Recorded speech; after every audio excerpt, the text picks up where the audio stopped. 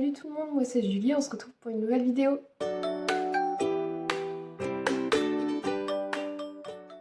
Avant de commencer cette vidéo, je voulais vous remercier par rapport aux deux dernières vidéos. Surtout la dernière en fait, parce qu'elle a eu beaucoup de vues. Ça prouve que La Petite Sirène, c'est un film qui est très attendu.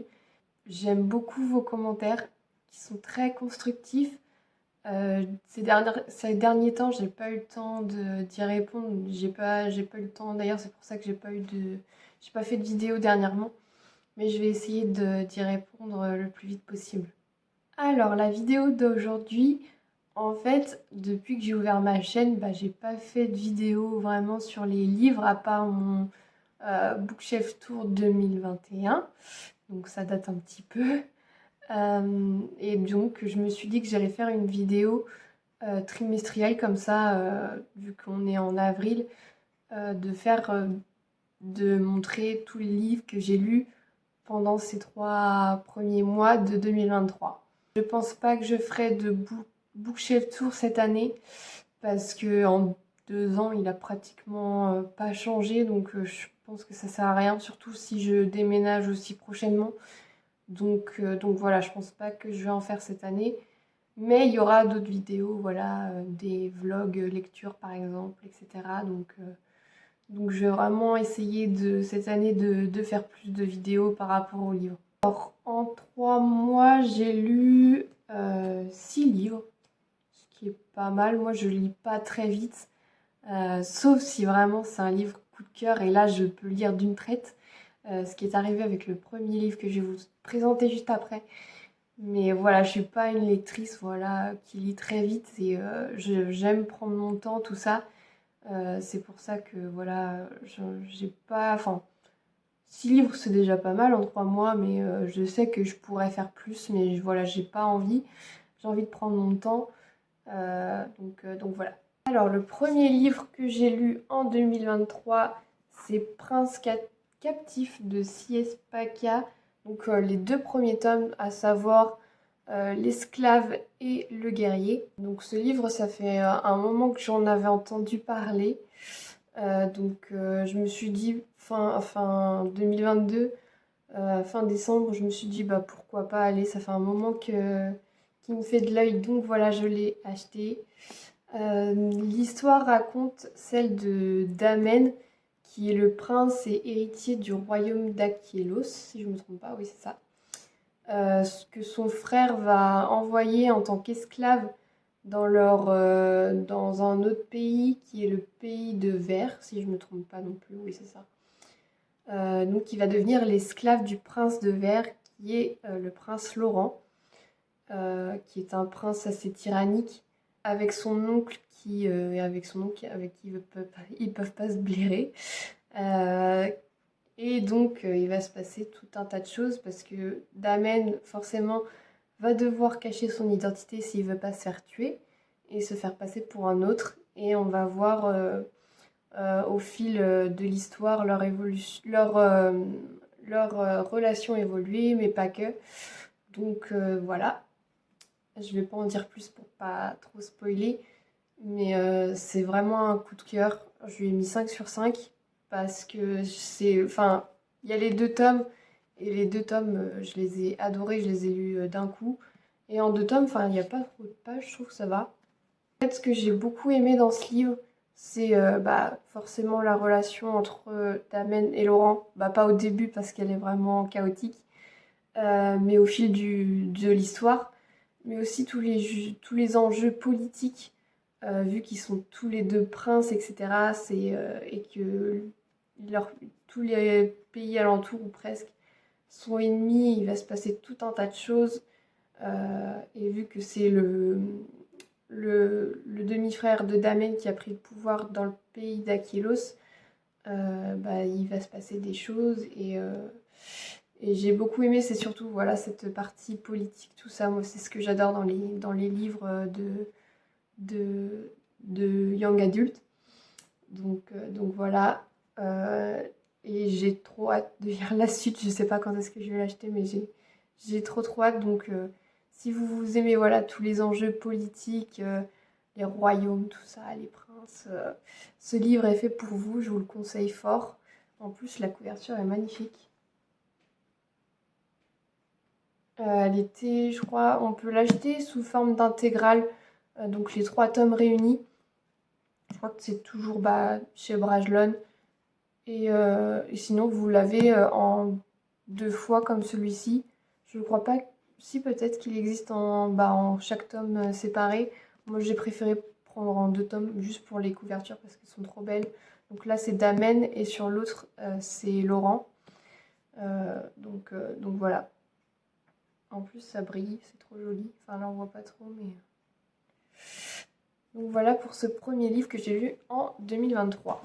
Ensuite, le deuxième livre que j'ai lu, c'est Entre les lignes de Jasmine Guillory, qui fait partie d'une collection qui s'appelle Modern Princess. Le premier livre qui était sorti, c'était sur l'histoire de Cendrillon, donc qui se passe dans notre temps moderne, et qui s'appelait... j'ai oublié le titre, mais je vais mettre la couverture juste ici. Et donc ce deuxième livre que j'avais demandé à Noël et que j'ai reçu à Noël, c'est centré sur l'histoire de La Belle et la Bête, donc qui se passe dans nos temps modernes. Et en gros, on va suivre Isabelle qui travaille dans une maison d'édition, mais qui ne s'y plaît pas autant qu'elle aurait voulu. Elle a d'autres rêves. Elle ne sait plus trop où elle en est. Et elle va se voir lui offrir une sorte de promotion. Parce qu'en fait, ça fait un moment qu'il y a l'un de leurs auteurs, de leurs auteurs, qui doit publier son livre, qui s'appelle Beau et qui est lui, qui est une superstar qui vit en Californie et qui n'arrive pas à écrire son livre parce que, ceux de la maison d'édition pensent que c'est parce que voilà, il a la flemme et tout, alors que pas du tout, mais ça on s'en rend compte en lisant le livre. Et du coup, Isabelle va aller de New York jusqu'en Californie, chez lui, pour l'aider à écrire du coup son autobiographie. Sauf qu'elle va vite se rendre compte que Beau est un homme insupportable et que ça va être très compliqué d'écrire son livre. Mais elle est aussi une femme de caractère, donc elle va tout faire pour qu'il écrive son livre. Et je n'en dis pas plus, parce que sinon ça va spoiler. J'ai beaucoup aimé ce livre, c'est une histoire romantique très très mignonne. Mais je m'attendais, je trouve que c'est assez répétitif, c'est assez long, on voit la romance se mettre en place, mais euh, y a- j'ai trouvé que des fois c'était un peu gnangnan, malheureusement, mais c'est un peu le risque avec les romances, malheureusement. Mais j'ai quand même beaucoup aimé, et de toute façon, moi, tout ce qui est en rapport avec La Belle et la Bête, j'adore, forcément. Je trouve la couverture magnifique, en plus. Et c'est vraiment une collection que j'aime beaucoup. J'avais beaucoup aimé le premier livre aussi sur Cendrillon. Je crois que le troisième livre, ce sera centré sur la petite sirène, où ça va être centré sur Ariel et Eric qui sont dans un groupe de musique, si je me trompe pas, avec ses sœurs à Ariel, tout ça, qui ont des rêves différents. Enfin, je sais plus trop exactement le pitch, mais je pense que ça va être intéressant aussi. Mais voilà, celui-là, si vous aimez les livres romantiques, je pense que c'est l'un des livres les plus romantiques que j'ai lus. Pourtant, je suis pas très romance, mais celui-là, en termes de romance, c'est vraiment l'un des meilleurs, je pense, que j'ai lus. Donc forcément, ça donne envie de tomber amoureux. Voilà. Donc si vous cherchez une petite romance mignonne et tout, je vous conseille celui-ci. Moi, je lui ai mis 4 sur 5. Donc voilà.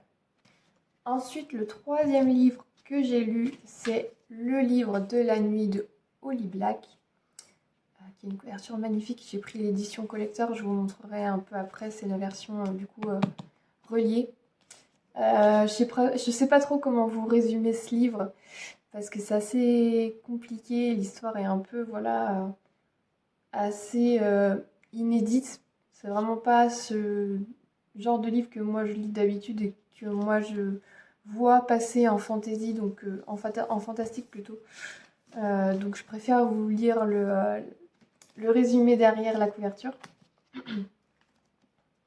Charlie Hale est une escroc de bas étage. Elle n'a jamais trouvé une serrure qu'elle ne pouvait crocheter, un livre qu'elle ne pouvait voler ou une mauvaise décision à ne pas prendre. Elle a passé la moitié de sa vie à travailler pour des crépusculiens, des magiciens qui manipulent les ombres afin d'espionner ou même tuer des gens. Les crépusculiens gardent leurs secrets avec avidité et pour faire fructifier leur réseau clandestin, ils ont besoin de Charlie.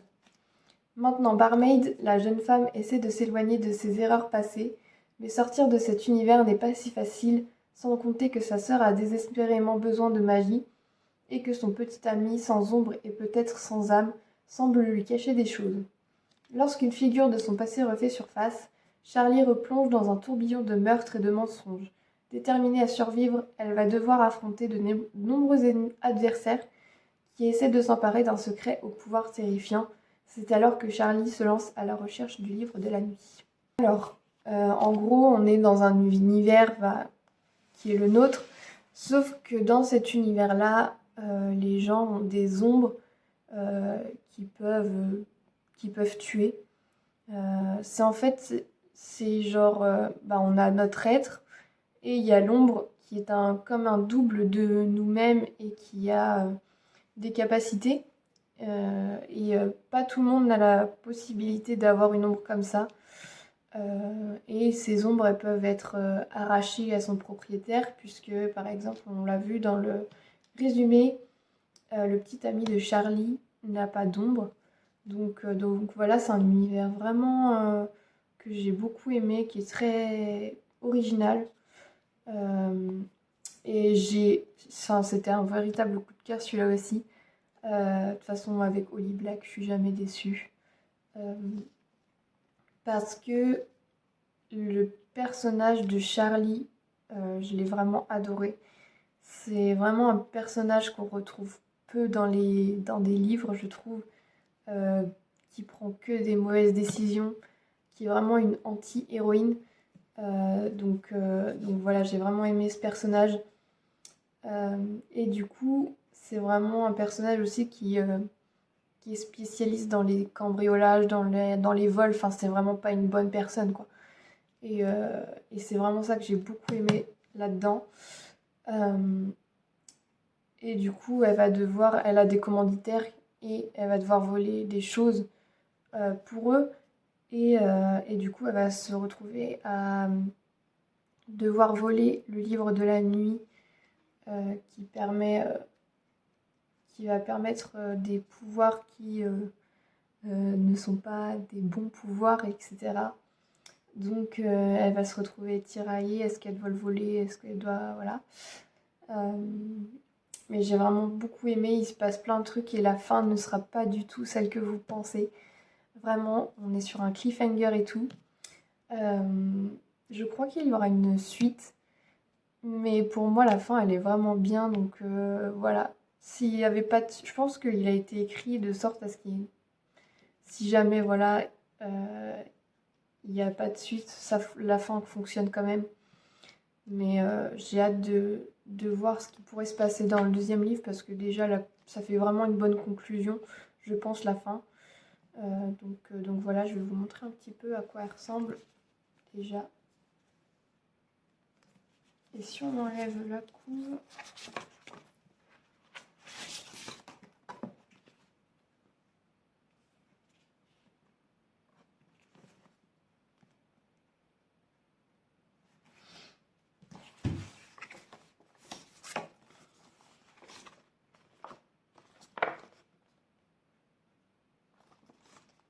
Voilà, l'édition collector de Saxus, qui est vraiment très belle et qui est à 24,90 €.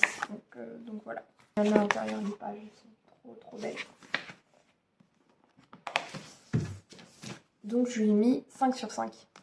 Ensuite, le livre que j'ai lu, le 4e livre du coup que j'ai lu en 2023, c'est Prince of Song and Sea de Lindsay Miller. et qui existe en français sous le nom de Eric Prince des Mers, si je me trompe pas. Mais moi j'ai préféré l'acheter voilà, en VO dès sa sortie. Euh, et que j'ai mis un petit peu de temps à lire du coup parce que ça fait un moment qu'il est sorti et il est sorti en français il y a pas longtemps donc et vu que j'ai fini il y a pas longtemps donc voilà.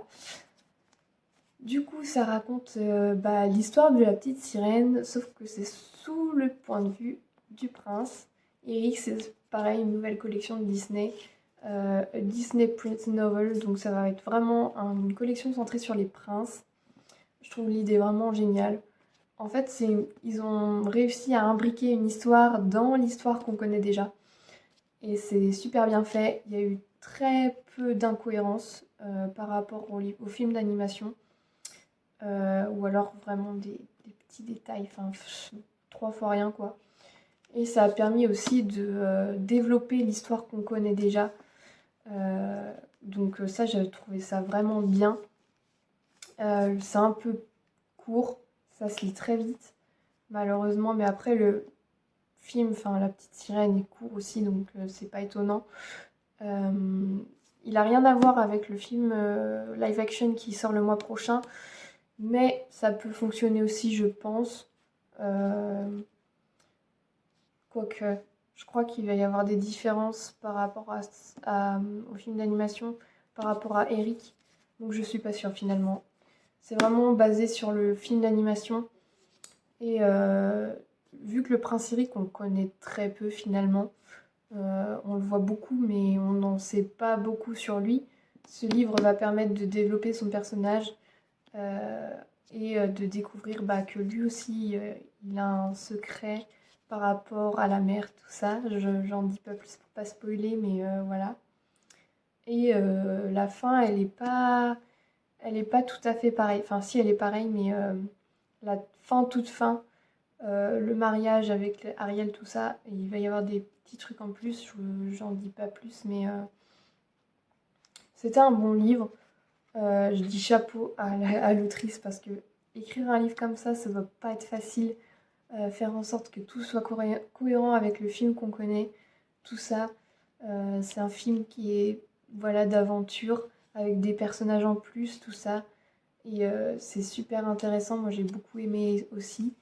Je crois que je lui ai mis 4 sur 5 ou 3 sur 5, je sais plus. Mais voilà, si vous aimez La Petite Sirène, je vous le conseille. En plus, il existe en français, donc n'hésitez pas. Moi, je l'ai acheté en VO, mais voilà. Je sais pas du tout sur quel autre prince la suite ce sera. Si ce sera sur un... Je sais pas. À voir. Je n'ai pas vu passer l'info, il me semble. Je vais essayer de trouver sur qui ce sera le deuxième livre. Mais en plus, la couverture, elle est trop belle, quoi.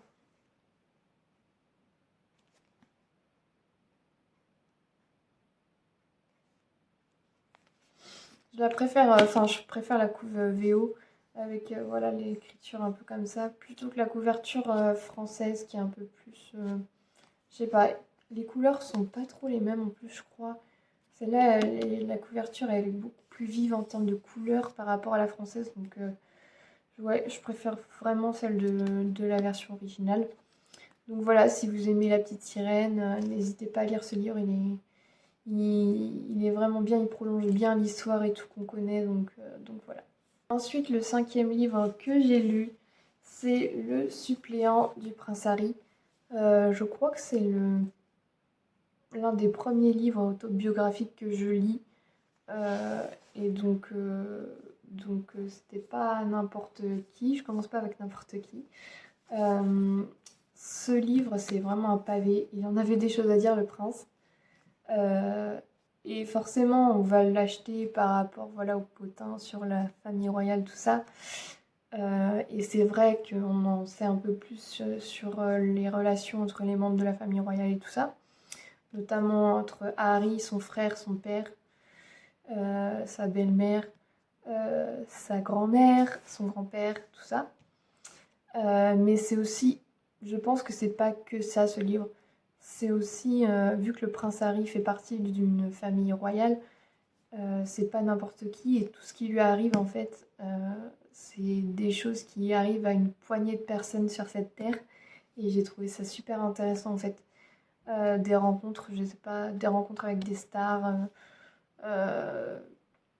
euh, le, bah, tous les gros événements en fait, tous les gros événements qu'on a connus, genre le mariage de Kate et William, tout ça, comment il a ressenti l'enterrement de sa mère, le fait d'avoir marché derrière son cercueil. Voilà, tout ça, c'est des choses qui sont pas anodines et j'ai trouvé ça super intéressant en fait. Sa relation aussi avec Meghan, etc. Il me semble il va écrire d'autres livres, mais déjà ça en raconte beaucoup, je trouve. Euh, Peut-être un peu trop. Parfois, j'ai trouvé ça très intime, un peu trop intime. Il y a des choses, j'aurais pas voulu en fait le savoir, donc c'est des fois, voilà, c'est des choses qui m'ont un peu dérangée dans ce livre. C'est qu'il y a des choses que j'avais pas envie de savoir, mais qui dévoilent. Donc parfois, je peux comprendre pourquoi son père et son frère sont en colère contre lui.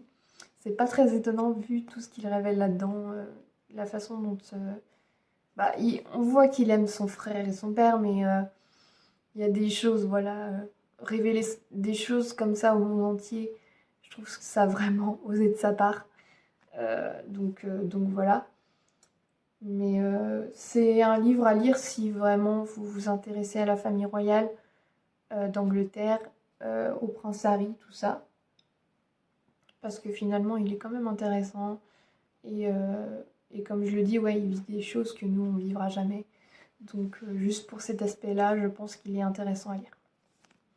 Et enfin, le 6e livre que j'ai lu, j'ai fini le mois dernier, c'est Blackwater, la digue de Michael McDowell. Donc c'est le tome 2 de la série Blackwater, qui est une série que j'aime beaucoup. Déjà, ça se lit très vite en plus. Il y a 6 tomes, si je ne me trompe pas. Et les couvertures sont juste sublimes. Enfin, c'est vraiment une belle collection à avoir dans sa bibliothèque. En plus, les livres sont vraiment pas chers. 8,40. Franchement, c'est hyper abordable. Ça se lit vite et c'est très prenant. Donc, je vais pas vous raconter forcément ce qui se passe dans le tome 2 si vous n'avez pas lu le tome 1. Mais en gros, ça se passe à Perdido. Et un jour, il y a le fleuve qui va déborder tout ça. Donc tous les habitants vont se réfugier dans l'église qui est un peu plus haut. Et un jour, bah, du coup, ce jour-là, il va arriver une femme, Elinor, qui vient de nulle part en fait, et qui va un peu s'incruster dans la ville. Et il va arriver des choses parce qu'elle n'est pas celle que tout le monde pense. Euh, et en fait, elle va faire partie de la famille, de l'une des plus riches familles de cette ville, qui ont une menuiserie, je crois, je sais plus exactement, mais en gros, ils dominent un peu sur la ville parce qu'ils ont une entreprise qui marche bien. Lui, Michael McDowell, il a écrit les scripts de L'étrange Noël de Monsieur Jack, je crois. Donc vraiment, il a un peu comme Tim Burton, voilà, une vision très très à lui, quoi, enfin très spéciale. Euh, mais dans le tome 1, on avait vraiment, voilà, on voyait ce côté fantastique et tout. Et j'ai regretté que dans le tome 2, on en ait un peu moins, euh, malheureusement. Mais j'espère qu'il y en aura un peu plus dans les tomes suivants. Parce qu'à mon avis, je vais pas tarder. J'ai les deux autres dans ma bibliothèque qu'il faut que je lise. Donc je vais essayer de les lire rapidement pour voir la suite. Mais en tout cas, voilà, si vous aimez le fantastique, ça se passe dans les années début du 20e, voilà. Donc, enfin, si vous aimez, voilà, c'est cette époque-là, euh, voilà, je peux que vous le conseiller. Et comme je le redis, les couvertures sont magnifiques. Donc n'hésitez pas, ils sont pas chers. Enfin, franchement, il y a des avantages à lire ce livre. Donc voilà, lancez-vous et vous ne serez pas déçus. Voilà, c'est tout ce que j'ai lu pour l'instant en 2023. Je vais pas vous lire ce que je suis en train de lire en ce moment, sinon ça va vous spoiler. Mais encore des livres, je pense que je vais encore lire des livres très intéressants cette année. J'ai trop hâte. Il y a plein de livres que je veux acheter, que j'ai vu passer sur internet, sur les réseaux, tout ça. Pas forcément des sorties de cette année, mais des sorties de il y a quelques mois par exemple. Enfin, voilà. Le prochain livre aussi que j'aimerais lire, c'est le livre Against the Tide, qui sera du coup un livre situé avant l'histoire du live action de La Petite Sirène. Ça, c'est des livres que je collectionne à chaque fois. Enfin, depuis quelques temps, les live action, c'est de la matière pour faire des livres pour Disney. Et je les achète systématiquement. Et je pense que j'en ferai une vidéo prochainement sur tous les livres que j'ai des live action Disney, mais pas que. Enfin, tout vraiment, tous les livres young adultes de Disney, parce que j'en ai un paquet. Il y a vraiment matière à en faire une vidéo, donc je vais vraiment vous les présenter. Prochaine vidéo, du coup, lecture, tout ça, livre. Ce sera une vidéo, enfin je vais pas en dire plus, mais en gros, euh, vu que bientôt, ce mois-ci et le mois prochain, on aura deux sorties de Disney qui sont Peter Pan et Wendy et La Petite Sirène, qui sont deux grands classiques de Disney, mais aussi deux grands classiques de la littérature. Voilà, il y a moyen d'en faire une petite vidéo, je vous en dis pas plus, mais je vais la commencer prochainement là. Ça va être un vlog, donc j'ai très très hâte de la tourner. Et voilà. Sinon, mes prochaines vidéos aussi, j'aimerais faire des vidéos réactions, mais pas forcément de bande-annonce, mais plutôt de spectacles ou de parades Disney, parce qu'il y en a plein de nouveaux en ce moment, que ce soit dans les parcs américains, dans les parcs asiatiques, et que j'ai pas encore vu, que j'ai envie de découvrir. Et donc voilà, je pense que ça pourrait faire des bonnes vidéos. Donc voilà un petit peu la suite sur ma chaîne. Si ça vous dit, restez connectés, voilà. C'est la fin de cette vidéo, j'espère que vous l'avez appréciée. N'hésitez pas à me dire ce que vous avez lu vous en 2023, ce que vous comptez lire en 2023 aussi, ça m'intéresse beaucoup. Si vous avez aimé cette vidéo, n'hésitez pas à l'aimer, à laisser un petit pouce bleu et puis à vous abonner. Et voilà, on se retrouve très très vite. Bye bye!